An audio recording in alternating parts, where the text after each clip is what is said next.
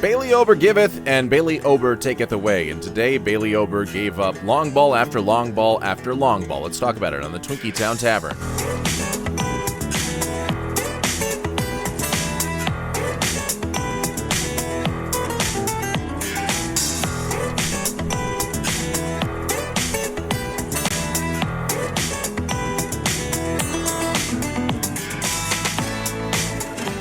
Well, hello and welcome to the Twinkie Town Tavern, where the beer is cold, the Twins talk is hot, and the stools are always open. I'm your host, Josh Kolojeski, and we're inviting you to come on in, grab a drink, pull up a chair, and let's talk about the Twins' 5-2 loss to the Baltimore Orioles on Tuesday night. Here's how it happened.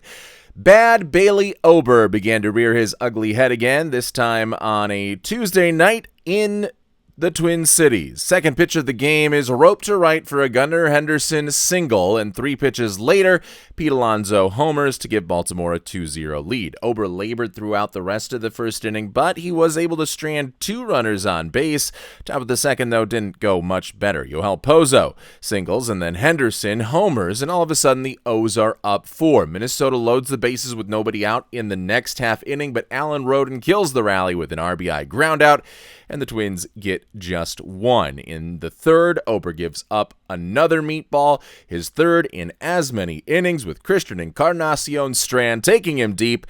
Ober settled in from there, but the damage was already done. He goes 6 innings, surrenders 5 runs on 8 hits and 1 walk, and strikes out just 4. Twins get 1 more back in the bottom of the third with a Brooks Lee double, but that's all Minnesota would get. The team does bring the tying run to the plate in the 8th in the form of Kalen Culpepper, but he strikes out looking to end that threat, and the Twins go 1-2-3 in the 9th. Minnesota loses 5-2. The Twins are now in 3rd place in the AL Central at 59-62. They're 3.5 games behind Chicago for first place and 1.5 games behind Texas for the final AL wildcard spot. Let's get into it.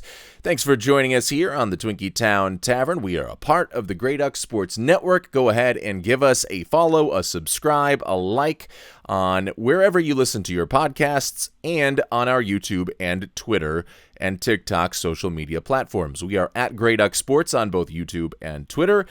And on TikTok, we are at gray.duck.sports. There you can find all of our podcasts on the Grey Duck Sports Network, as well as different series of shorts that have to do with Minnesota sports. Again, that is at Grey Duck Sports on Twitter and YouTube, and at gray.duck.sports over on TikTok.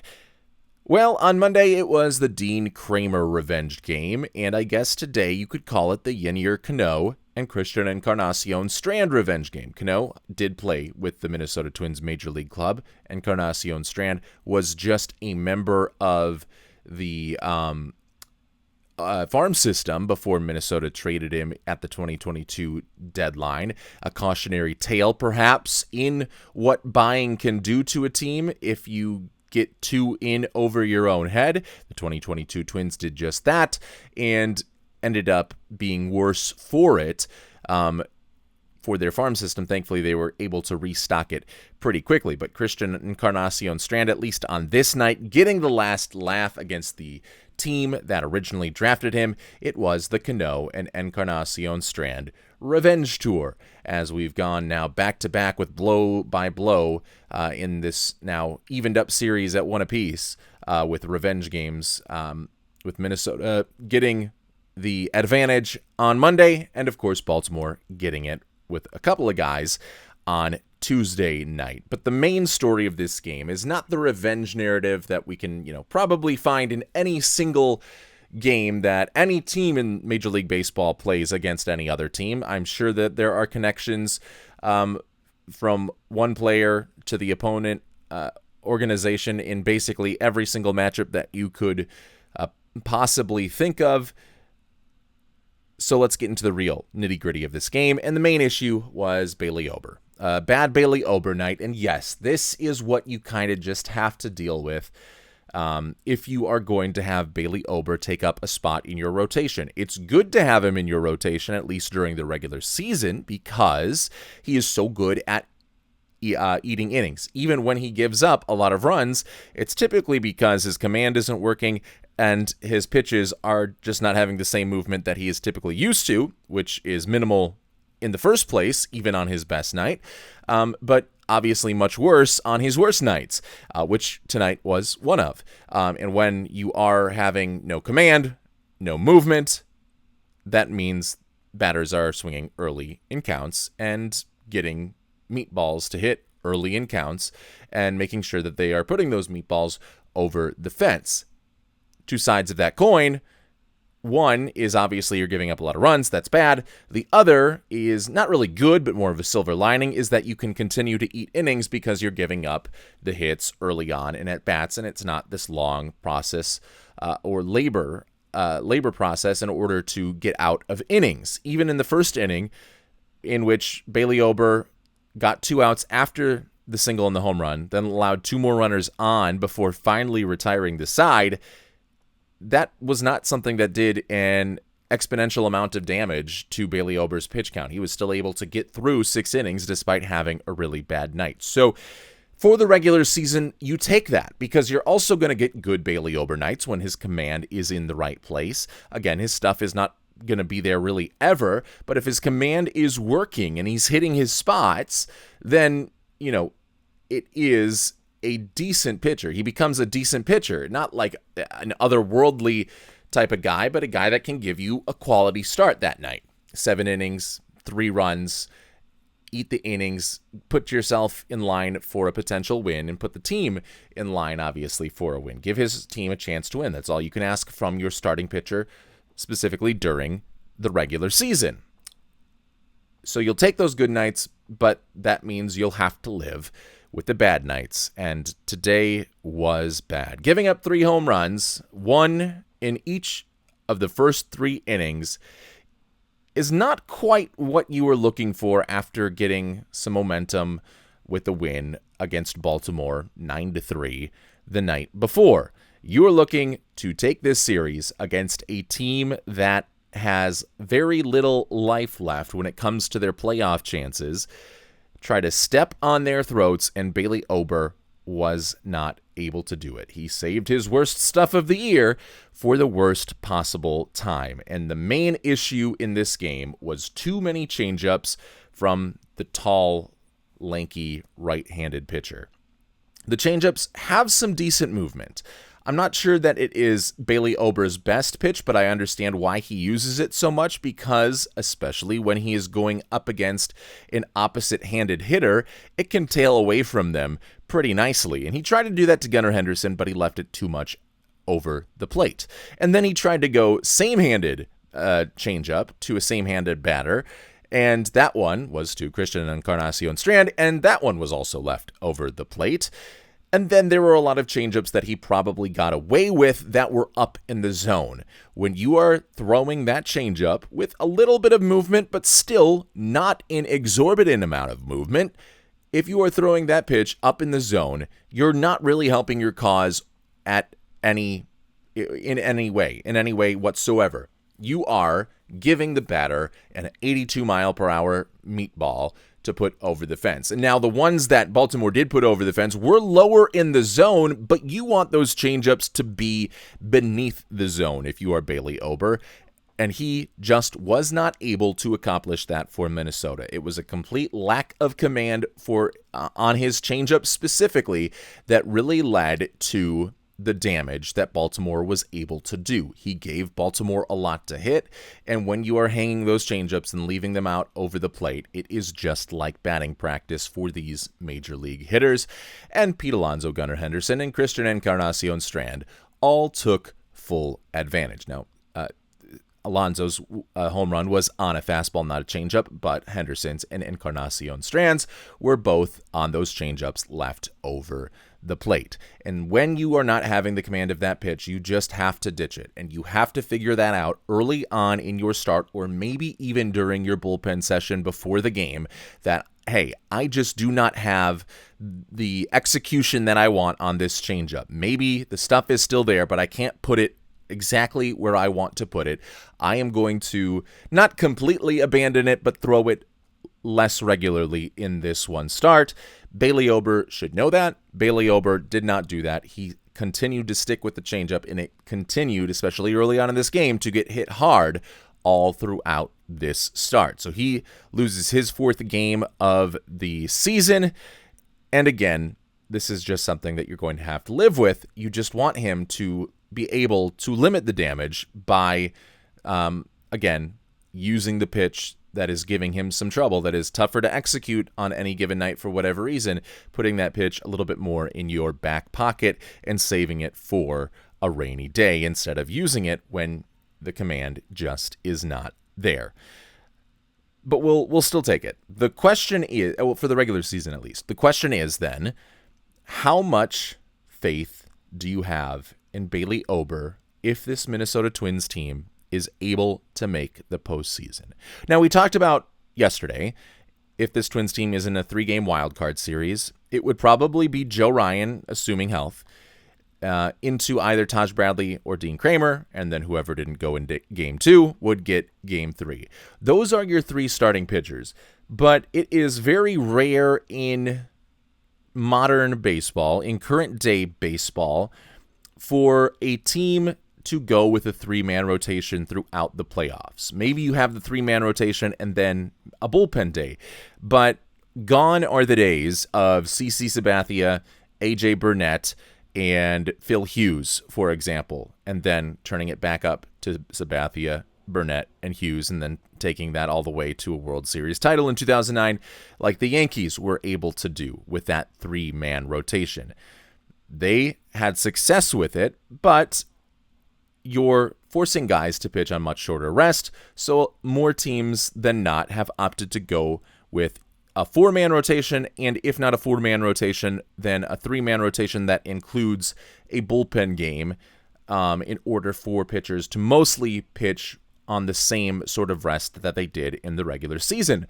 So we have Kramer, we have Ryan, and we have Taj Bradley. If this Twins team is going to go with a 4th starter, would you rather have Bailey Ober, knowing his command could be off that night and that it's going to be home run derby at Minute Maid Park, or would you want one of the younger guys who maybe has better stuff? Zebby Matthews' stuff is not the problem. It is, for whatever reason, his command. Or Kendry Rojas. Would you trust one of those youngsters, or maybe Connor Prelip if he hasn't reached his innings limit? Or would you rather have a guy like Bailey Ober, or just go bullpen game altogether? Because I have my doubts about Bailey Ober in the postseason. And I started to lose some of my trust for Bailey Ober despite a pretty good 2023 season overall. As soon as the Twins got to the postseason, obviously that year they won their first series since 2002. They won their first playoff game since 2004 by beating the Toronto Blue Jays 2-0 in that first series. And then they go to Houston, and you have that momentum, and it looks like, okay, maybe this Twins team is able to put together something a little bit more special. We're going up against Houston. That's not in at that point, and I mean, I guess they were coming off of a World Series win, but they weren't that same team that they were in 2022. They had a few more holes, and you're like, okay, we have some hope. Our luck has finally turned around. Now let's keep this thing rolling all the way to the World Series. And on the very first at-bat of the Houston series, Jose Altuve takes Bailey Ober deep as he was starting Game 1, and it set the tone throughout the rest of that series. Now, Minnesota still picked up 1 win in that series, but ended up losing 3-1, and that is due in part, at least in my mind, that is something that will always stick with me, is Bailey Ober giving up a leadoff home run in that series. Even though that didn't win Houston the series, from a logical perspective, it certainly was a bad omen throughout the rest of that ALDS. So my faith in Bailey Ober in a playoff matchup is thin, but I still think this Twins team, should Minnesota get to a divisional series, and I think we would be happy with that based on what our expectations were for this team coming into the year. So maybe you just live with it. But I have this pit in my stomach feeling that it would be Bailey Ober, perhaps starting Game 1 of the ALDS once again, and it would be deja vu all over again for this Minnesota Twins team. Obviously, in this case, more understandable or more or less painful, because this is not a team that we expected to be even in playoff position at this point, much less just a game and a half out of a potential playoff spot and really having some key control of their own destiny. So let me know what you think. If the Twins make it to the playoffs, who do you want in that fourth spot? Do you trust Bailey Ober? Do you want one of the youngsters like Prelip or Rojas or Zebby Matthews? Or would you rather just go straight up bullpen game and let the chips fall where they may? You can let us know in the comments below. But for now, in the regular season, Bailey Ober is still a valued member of this rotation because of his ability to eat innings.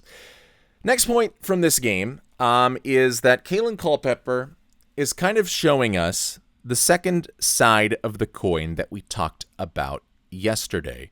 And that was during yesterday's game, after the game, we spoke about the seat holders on this Twins roster who are basically just blocking the top prospects who are now at AAA knocking on the door, like Walker Jenkins and Emmanuel Rodriguez. We talked about how those guys need to come up because they have higher potential, and the ceiling on them is just through the roof. There is no ceiling for some of them. Walker Jenkins, in particular, I think Emmanuel Rodriguez, if healthy, is in that same tier as well. And yesterday I said you want those guys because of the promise, but now we're seeing the other side of that coin and what can be the negative of bringing up a player that is young during a pennant chase. And I am not saying that Kalen Culpepper has had a bad start to his MLB career. It is 4 games in. He has a couple of hits. He has a home run. He's not doing poorly, but there are times when the moment, I think, is a little bit too big for him. And you are dealing with maybe some rookie stuff that every single rookie in Major League Baseball goes through, not specific to Kalen Culpepper. It would probably be the same even if he was hitting 350 at this point with 3 home runs. There's still going to be some of that rookie rust that you need to get past in order to really be a full part of this team comfortably. And one thing I noticed in this game is in the second inning, there was a ground ball that was going up the middle. Culpepper was at shortstop. Cody Clemens was over at second. Culpepper was ranging over and looked like he could have made a play on the ball. I wasn't seeing exactly where the runner was in relation to the bag, so maybe it was a fast runner and they get an infield hit anyway. But instead of Kalen Culpepper getting the ball on that, again, he's already moving towards first base. His body and momentum are already taking him there. It's going to be an easier throw for him rather than it would be for Cody Clemens, who ends up cutting in front of Kalen Culpepper despite falling away from the bag, and even if he had fielded it cleanly, would have had to make a very off-balance throw that obviously would not have the same mustard as Kalen Culpepper had he been the one to field it. And that is a veteran mistake that can't happen on the part of Cody Clemens. I am not saying Kalen Culpepper did anything wrong in this specific situation, but I would have liked him to kind of assert himself a little bit more, I think, with one of the veterans on this team. When Cody Clemens got in front of him, Culpepper kind of backed off, put his hands up in the air. But if you are the shortstop, regardless if you are a rookie or not, you need to take control of that infield, even if you have a veteran guy like Cody Clemens also manning the middle alongside you. You need to take control of the infield, and you need to let your teammate know that that is your ball and that it doesn't make any sense for him to cut in front of you and try to make an off-balance throw. I would like to see that a little bit more from Kalen Culpepper, but I think it is something, especially early on in their careers, that just any rookie in general, outside of maybe a handful of special few, most rookies in general would probably not assert themselves and do the same thing as Kalen Culpepper. But I think in order for this team to be successful, it needs to hold each other accountable. And Kalen Culpepper in that situation needed to make sure Cody Clemens was held accountable, and it did not look like that was the case. And then another issue, not really an issue, because again, I'm kind of nitpicking here with Kalen Culpepper because we don't have a full picture of what he can be, and I think that he can be a pretty good shortstop at the major league level. But in the 8th inning at bat, he comes up with 2 outs and runners on base. I think it was first and third at that point. And he can set the tone early, or he can really set the tone if he gets something to hit and puts it over the fence, and we tie the game at 5, and then it becomes a big moment. I think that was weighing a bit too much on him, and Yennier Cano got to play some mind games on our guy, Kalen Culpepper. The first pitch is a sweeper.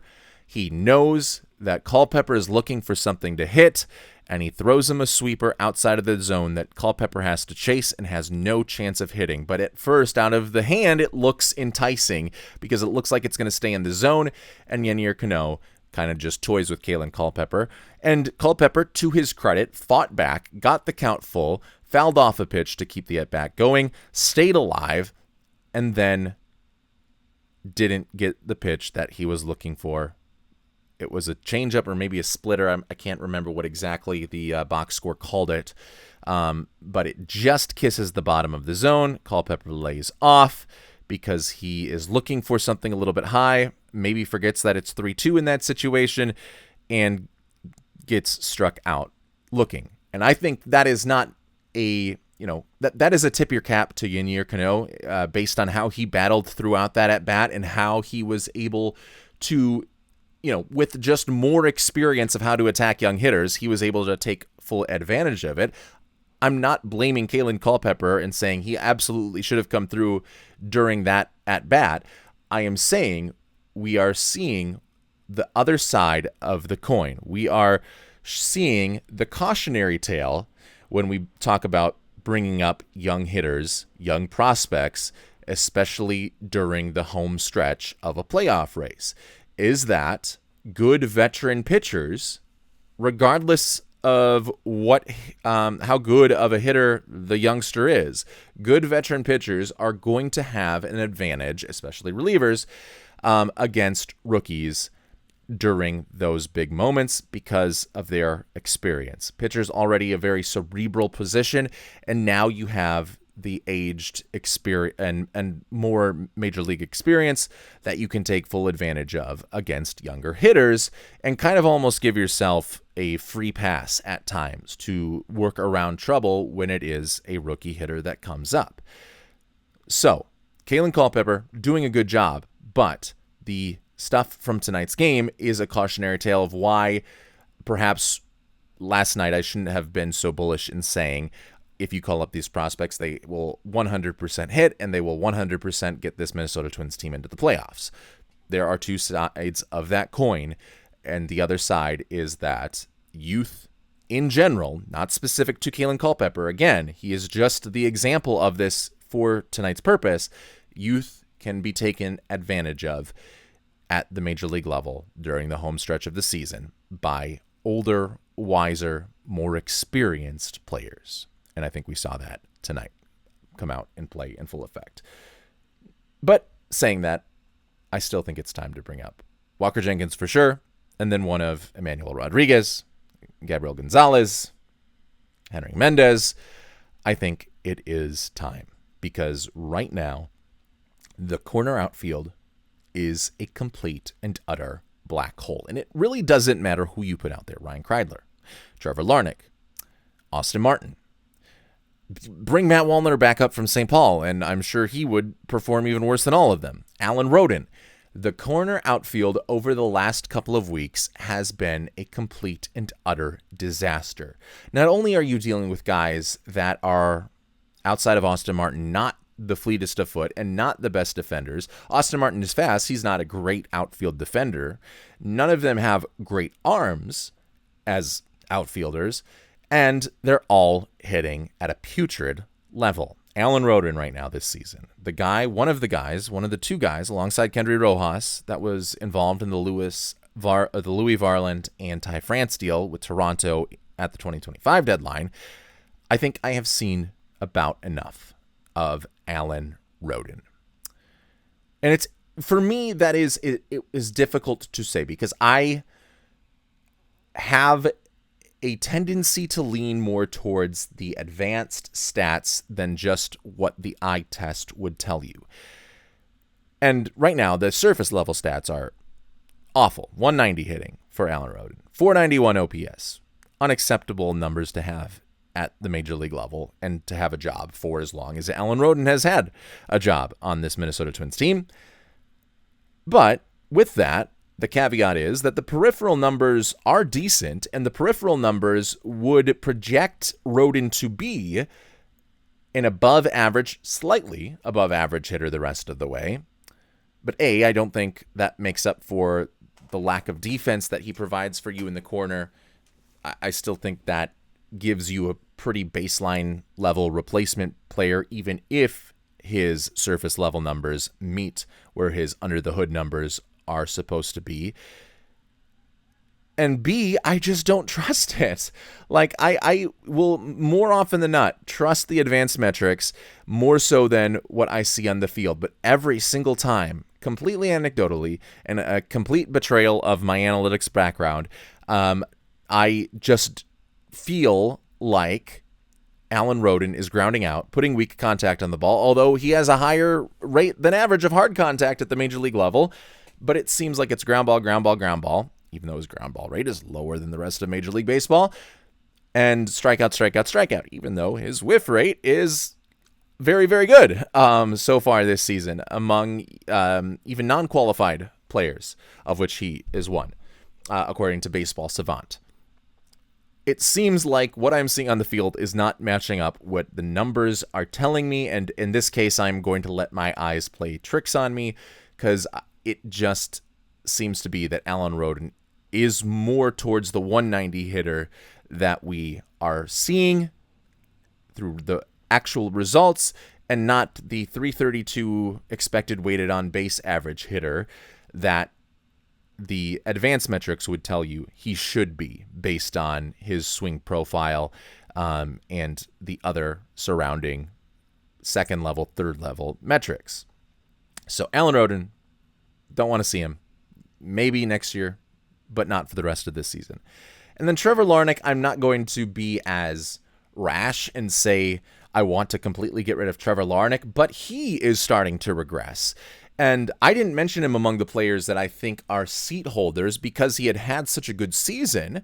But at the same time, I was also saying we are starting to see players who were having similar numbers to what Trevor Larnach was putting up 2 weeks ago. But those guys have regressed, and you don't want them to overstay their welcome and have them regress too far to the point where they are below replacement level sorts of players. You want to be too early rather than being too late in replacing them on the roster. You don't want them to stick around for too long.